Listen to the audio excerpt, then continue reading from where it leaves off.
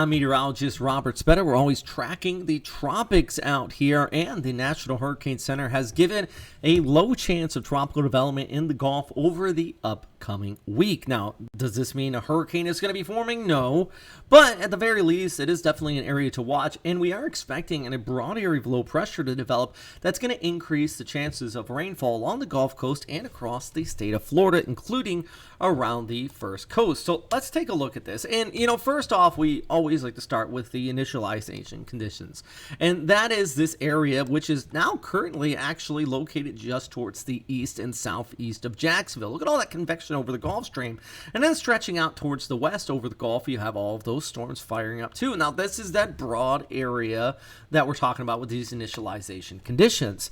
When we take a look at our high resolution guidance, this continues to bring these afternoon storms across northern and central areas of Florida as we go ahead through Sunday, Monday, and then even into Tuesday. But you know what's interesting?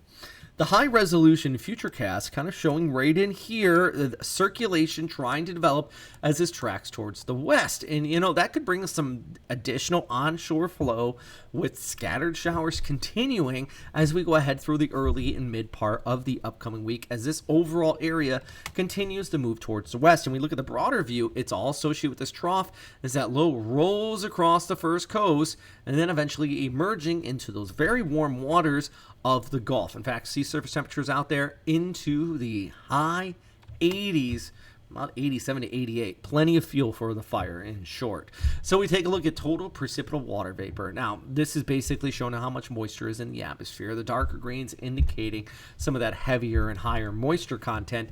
And you can also see, and let's re-loop this again, this broad circulation as it moves across Florida and out into the Gulf. So, there's a lot of factors coming together that continue to show possible tropical development. In fact, I'm loading up the graphic right here. I like this graphic because it really kind of shows you we got above average sea surface temperatures, we got converging winds, that broad area of low pressure, abundant moisture as I just showed you a second ago, and there is a little bit of shear which could keep this kind of subsided, but you got 3 out of several ingredients for tropical cyclone development, and thus, it's the reason why we're monitoring this for the potential for development. Not to say there's going to be a full-on hurricane, but, tropical system out here at the very least, maybe a broad area of low pressure or something like that.